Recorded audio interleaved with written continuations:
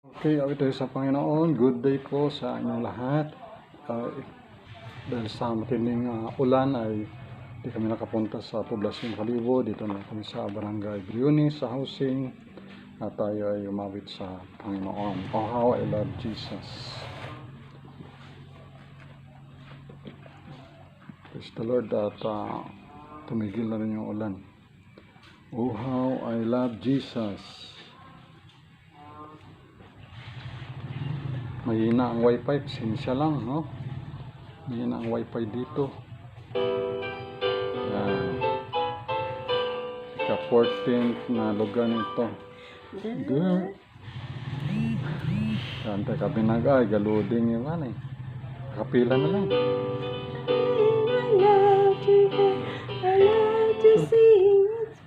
Ay, mahina talaga, pasinsagit. Mahina talaga wifi.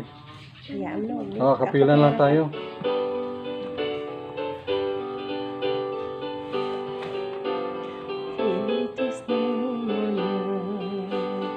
Oh, how I love Jesus. Oh, how I love Jesus. Oh, how I love Jesus. Because He first loved me. It tells me what the Savior's love, who died to set me free. It tells me of His precious blood, the sinner's perfectly.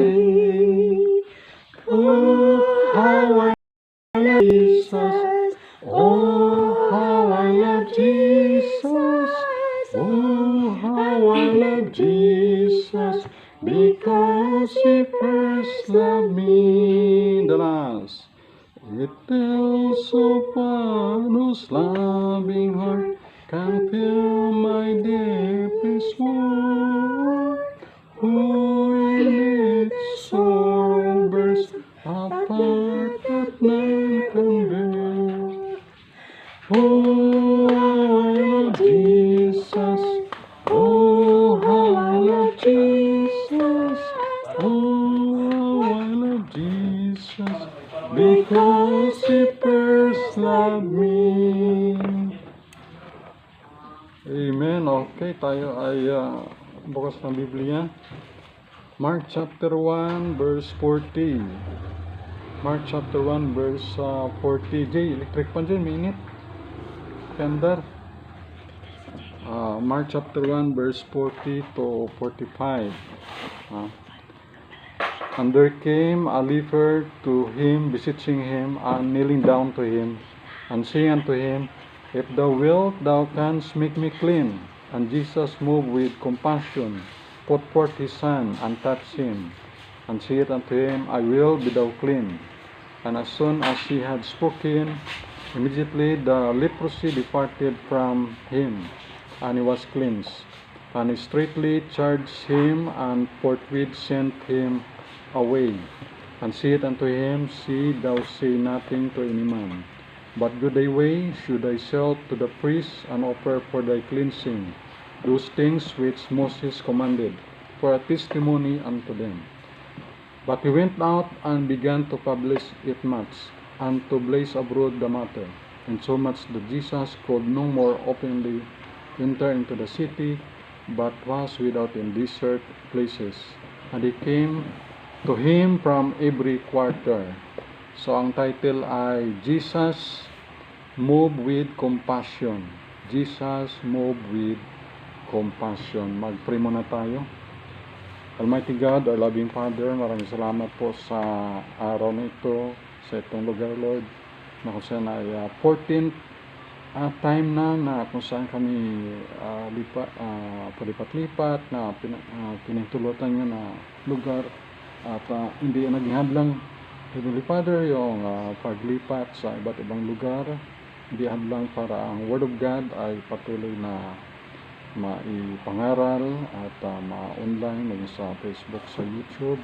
At Holy Spirit, kayo po mauna sa amin. At we pray, Heavenly Father, na maabot ang spiritual na pangailangan ng mga anak sa online, maging dito man.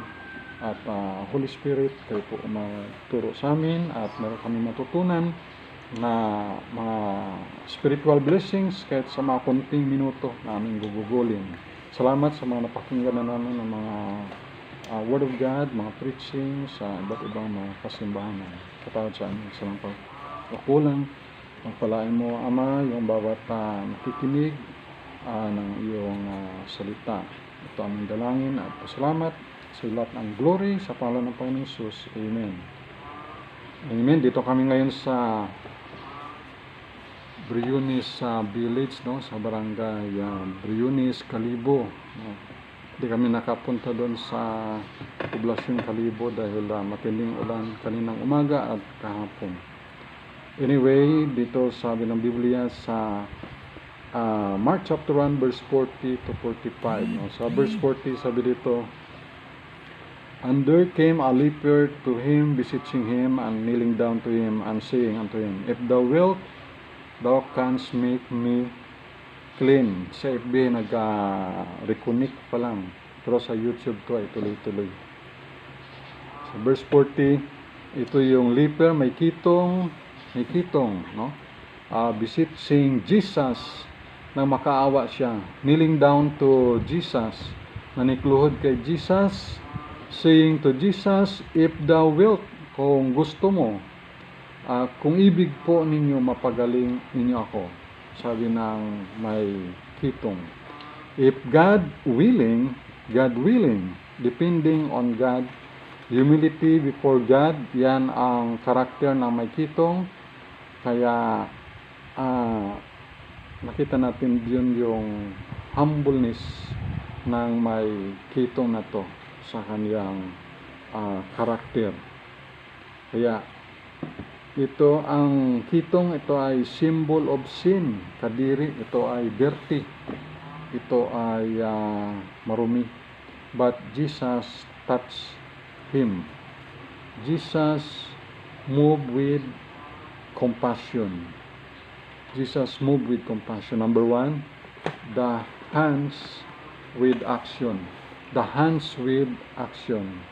Put forth his hand. Touched by Jesus' hand. In our time, no, bawal yung shake hands, kamao sa kamao lang. Kaya ganito lang, Duterte, yung symbol ang kamao. The hands that willing to heal. The hands with action. Action man si Jesus. Siya ay action God. It's good to plan. Maganda yung may plano, maganda yung nag-iisip, at maganda rin yung may sinasabi ka. Maganda yung sabihin mo na pumunta, but it's another thing to extend a helping hand. Pero iba pa rin yung nag-extend ka ng helping hand, yung ikaw ay tumutulong like Jesus, move with compassion, with helping hands. Kaya yung merong sabi na, ay sayo, no, hindi man lang ako nakabigay ng 50 pesos or 100 or yung kaya mo na itulong kahit pamasahe lang o pang tubig na may sakit na magta-travel siya, for example, punta nun sa Iloilo City. It's good we can help in prayer, but another thing to give something even in a little ways. Pero kung wala talaga, ay pray lang. Jesus always doing good and thinking action for the good of all. Sadly, during that time, the religious leaders don't like Jesus. A majority of them, they are haters of Jesus. Majority of them, they don't like Jesus ministry because it's different from their deeds, doing ritual as religious leaders. They are full of hypocrisy, as what John the Baptist na perceive about them sa Matthew chapter 3 verse 7. But when he saw many of the Pharisees and Sadducees come to his baptism, he said unto them, O generation of vipers, what warn you to flee from the wrath to come? Sa Tagalog, sabi niya sa mga Parisiyo at Sadusiyo, kayong lahi ng mga ulupong. Ang Parisiyo at Sadusiyo ang tinutukoy niya. Sino ang nagbabala sa inyo upang tumakas sa parusang darating? Ang Parisiyo, ito ay isang pangkat ng mga Hudyo in Jesus time. Ito ay stricto sila sa batas ni Moses. Ito naman Sadusiyo, ito naman ay small group of Jews. Majority, ito ay mga paring Hudyo. At ang pininiwalaan lang nila ay 5 books of Moses. Sabi ng Panginoon Jesus sa Matthew 5:20 ay apawan ang righteousness ng Pharisees, because the righteousness is self-righteous and it's zero before God. The righteousness, self-righteous, itong mga Pharisees, cannot enter into the kingdom of heaven. Kaya sabi ni Lord Jesus sa Matthew chapter 5 verse 20 tungkol sa mga Parisiyo, Matthew chapter 5 verse 20, for I say unto you that except your righteousness shall exceed the righteousness of the scribes and Pharisees, ye shall in no case enter into the kingdom of heaven. Sabi ni Jesus sa kanila, kung ang inyong katuwiran ay katulad sa katuwiran ng mga eskriba at mga Parisiyo, hindi kayo makapasok sa kaharian ng langit. Kasi ang mga Parisiyo, righteous sila pero self-righteous. Kaya sabi ni Jesus ay, except maliban na ang iyong righteousness, ay apawan niyo yung righteousness ng mga scribes at Pharisees. Hindi kayo makapasok sa kaharian ng langit. Ang righteousness ng mga Parisiyo, ito ay zero before God. The righteousness is self-righteous. Kaya kung self-righteous yung tao, even religious sila, cannot enter into the kingdom of heaven. Kaya maganda pa rin yung righteousness na galing kay Lord Jesus, yung ating humility. At yung righteousness ni Jesus ay napunta sa iyo at sa akin. Our hands partner with actions, doing for God's glory. And then number 2, the last, the lips which speak blessings. The lips which speak blessings. Sa verse 42 ng Mark chapter 1 verse 42. And as soon as he had spoken, immediately the leprosy departed from him and was cleansed. Nung si Jesus ay nagsalita, immediately, insigida, umalis yung sa kanya yung kanyang sakit na kitong at siya ay naging malinis. Leprosy departed immediately, instantly. He was cleansed, he was healed. Let your speech be always with grace. Ang iyong salita ay palaging mayroong grace, biyaya, season with salt. Speak with blessings and of healing. Speak with blessings of healing. Sa ating FB talagang try to reconnect, mahina, pero itong sa recorded sa YouTube ay tuloy-tuloy. Words that can encourage, not discourage men. Speak words that can heal, na makapagaling, not can broke. Speak words of blessings, not cursing. Speak words of healing and not words of hurting or words na masakit. Speak words of kindness and not of rudeness, lack of manners, discourtesy, harsh words. Speak words of love, not hate. Speak words to lift up others, and not let them down or put them down. Speak words of wise judgment, and not being judgmental. Speak words of understanding and not criticizing. Speak words like Jesus and not of Satan. And speak with blessings of healing. Katulad ni Lord Jesus, nag-speak siya sa verse 42, and as soon as he had spoken, si Jesus, immediately the leprosy departed from him and he was clean. Words that can encourage, not discouragement. Speak words that can heal, not can be broke. Kaya pasalamat tayo sa Panginoon. Jesus moved with compassion. Pasensya lang sa FB Live talagang dito sa Briones Village, dito sa Barangay Briones, Calibaclan, mahina ang signal dito. Kaya paputol-putol yung FB. Pero sa YouTube ay tuloy-tuloy lang, recorded naman. So, praise the Lord. The hands. Jesus moved with compassion, number 1. The hands with actions. Number 2, the lips which speak blessings. Kaya sa verse 43 and 44, and he straightly charged him, and forthwith sent him away. Mark 1:44, and say it unto him, See, thou say nothing to any man, but go thy way. Should thyself to the priest, and offer for thy cleansing those things which Moses commanded, for a testimony unto them. Itong verse 44, ito ay sa pinapunta ni Jesus sa Jerusalem Temple, yung gumaling na may kitong, and magpakita ka doon sa Jewish priest, sa sacerdote, an offer for the cleansing, yung anumang nakasulat doon na sulat ni Moses sa first 5 books. During that Jesus time, for a testimony unto them. Jesus said, sinabi ni Jesus sa krus ng Kalbaryo, natapos na, it is finished. It is finished, natapos na. Tapos na mga ceremonial law, offering of animals.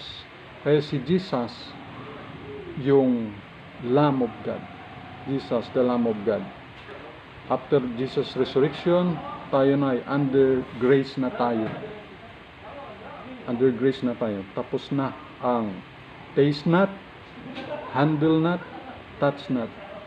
Jesus could no more openly enter into the city. Hindi na pwede makapasok si Jesus ng hayagan sa syudad dahil sa atong gumaling na to na lalaki with leprosy ay overexcited siya. Sa kanyang super excitement ay yung bilin ni Jesus ay yung labi niya, yung bibig niya hindi mapigilan, overexcited leprous man na gumaling, hindi mapigilan ang sarili na ipamalita ang ginawa ni Jesus sa kanya, na nahabag at pinagaling sa kanyang hitong na sakit, na overexcite siya. Mouth and tongue cannot tame, hindi mapigilan, hindi mapalian yung kanyang kagalakan, kaya ganun ang nangyari. Like us, no?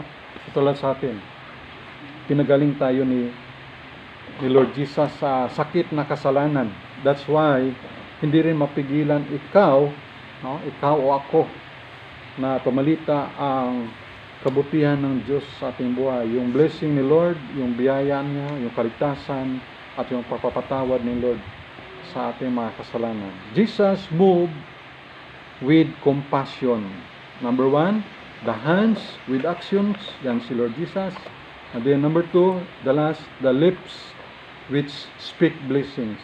Si Jesus, from Mark chapter 1 verse 40 to 45, makita natin din yung lips ni Jesus which speak blessings, na gusto ko gumaling ka, sabi ni Lord Jesus. Kaya tayo rin naman, no, magkaroon tayo ng to move with compassion, na tayo rin ay magkaroon ng hands with actions, and then tayo rin naman, ang ating lips ay speak blessings. So praise the Lord, glory to God, no? Thanks and praise the Lord Jesus Christ. Thank you for watching. God bless you and your family. Tayo ay mag-pray. Let us pray. Our Heavenly Father, Maraming salamat po sa time, sa inyong salita. Kahit konti minuto, Panginoon, ay nakapag-aral kami ng inyong salita. From Mark chapter 1, verse 40 to 45, Jesus moved with compassion.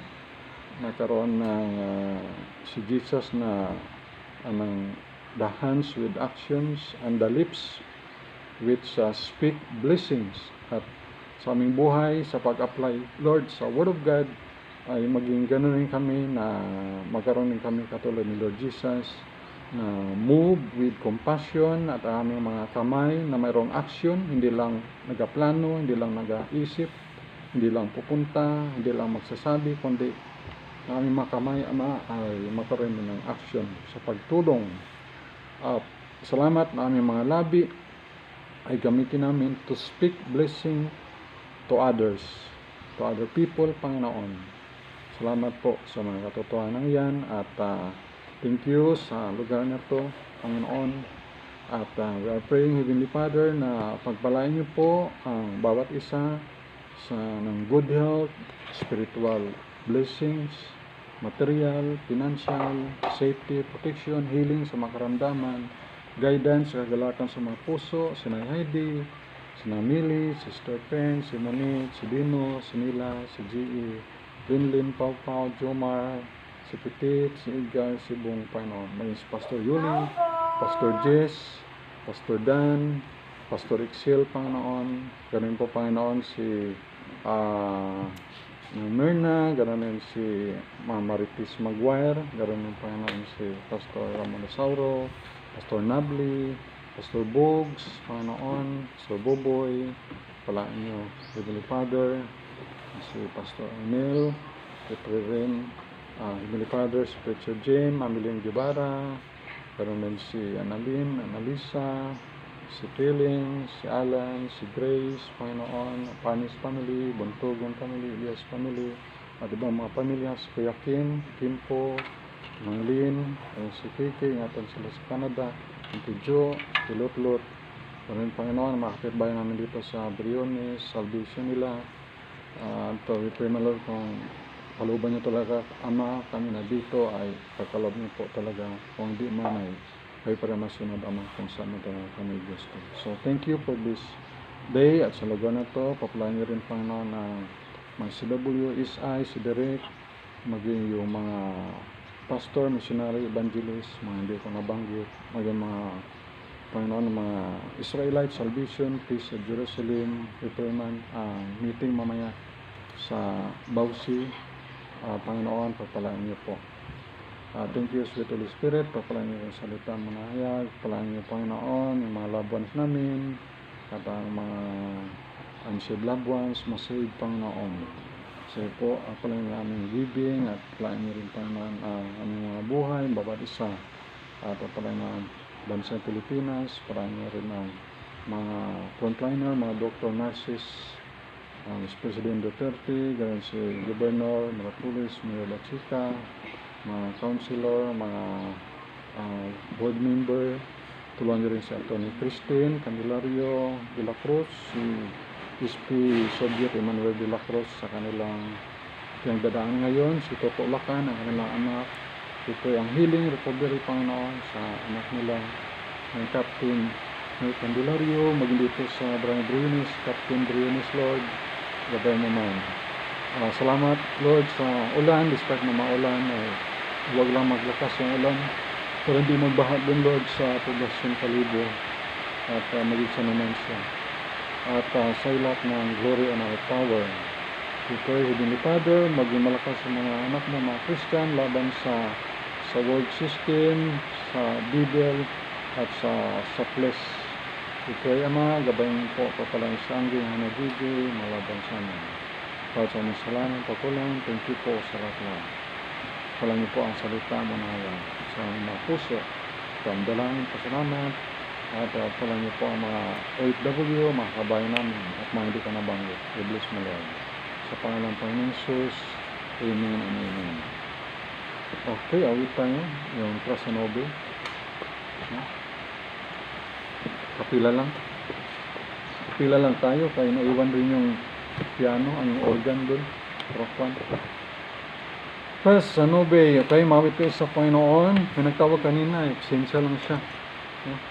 Yakan tayo, online tayo. Okay, trust and obey. Maybe sing. While we walk with the Lord in the light of His word, what a glory He sheds on our way. While we do His good will, He abides with us still, and with all who will trust and obey. Trust and obey, for there's no other way to be happy in Jesus but to trust and obey. Jay, yaka? Not a burden we bear, not a sorrow we share, but our toil He doth richly repay.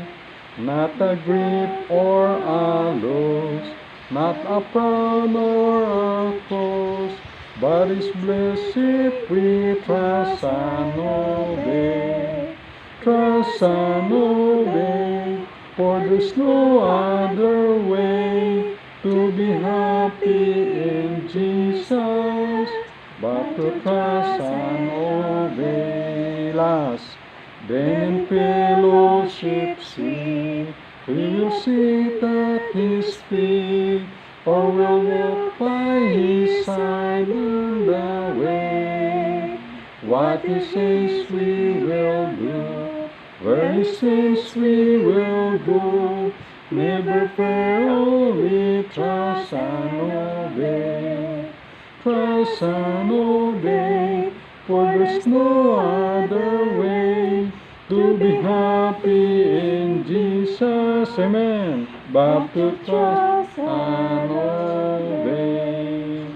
Heavenly Father, maraming salamat po sa lahat-lahat, sa konting time at nakapagpahayag kami ng salita. Pagpala niyo po ang bawat nakinig, nanood Panginoon, kanilang buhay, i-bless mo, bigyan ng good health, safety, protection, maging si Pastor Florido Tiagan, nakapala mo rin Panginoon, at Pastor Yuli, Pastor Diaz, Pastor Dan, Pastor Excel, at si Derek, Panginoon rin, at si Teacher J, Madeline Gibara, si Mandura, mga Seaman, si Risty, si Pilin, si Noknok, si John Ray, si Ray, si Kuya Tikboy, maging si Alan, si Rudy, at yung mga hindi ko pang banggit ng mga si Ferrer, pala nyo rin si Mang Patrick, si Nanjima Palakpalanggara, si Metili, si Jane Javier and family, Pastor Dick Javier, si Nang Lisa